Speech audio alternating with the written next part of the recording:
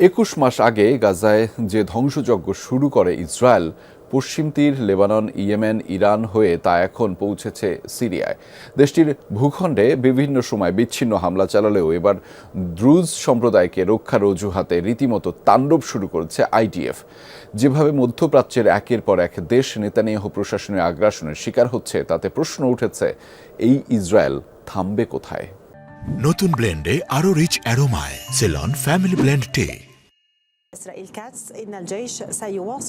ইসরায়েলের বর্বরতার শিকার সিরিয়ার প্রতিরক্ষা মন্ত্রণালয়ের ভবন, যা ধরা পড়ে টেলিভিশনের লাইভ ব্রডকাস্টে। দ্রুজ সম্প্রদায়কে রক্ষার অজুহাতে রাজধানী দামেস্ক সহ একাধিক অঞ্চলে হামলা চালিয়েছে আইডিএফ।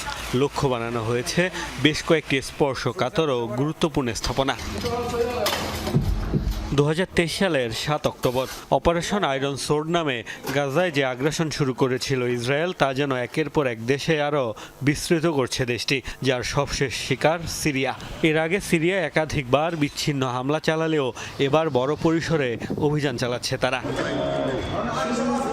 21 মাস ধরে গাজায় নিরস্ত্র ফিলিস্তিনিদের ওপর নির্বিচার হত্যাযজ্ঞ চালাচ্ছে নেতানিয়াহু প্রশাসন। শুধু কি গাজা, ফিলিস্তিনিদের আরেক আবাসস্থল পশ্চিম তীরেও চলছে লাগাতার তাণ্ডব। গুড়িয়ে দেওয়া হচ্ছে ঘরবাড়ি, চালানো হচ্ছে নির্বিচার গুলি।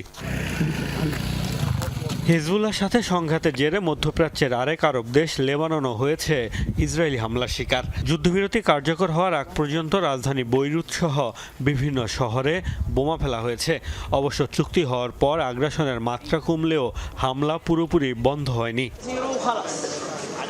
ইসরায়েলি বর্বরতা থেকে রেহাই পায়নি ইয়েমেনও। গাজায় আগ্রাসনের প্রতিবাদে হুতির প্রতিরোধের জবাবে রাজধানী সানা সহ বিভিন্ন অঞ্চলের বহু সামরিক ও বেসামরিক স্থাপনায় বিমান হামলা চালিয়েছে আইডিএফ। প্রাণ যায় নারী, শিশু সহ অনেক বেসামরিক নাগরিকের। গত জুন মাসে ইরানও সাক্ষী হয়েছে ইসরায়েলি আগ্রাসনের। 12 দিনের সংঘাতে দেশটির বিভিন্ন স্থানে আইডিএফের হামলায় প্রাণ যায় 9 শতাধিক মানুষের, যাদের বেশিরভাগই বেসামরিক। এছাড়া ইরাকেও কয়েক দফায় হামলা চালিয়েছে ইসরায়েলি সেনারা। একের পর এক দেশকে লক্ষ্য বানিয়ে যেভাবে বর্বরতা চালাচ্ছে তেল আবিব, তাতে প্রশ্ন উঠছে, বেনিয়ামিন নেতানিয়াহুর পরের লক্ষ্য কোন ভূখণ্ড? মোস্তফা মাহমুদ, যমুনা নিউজ।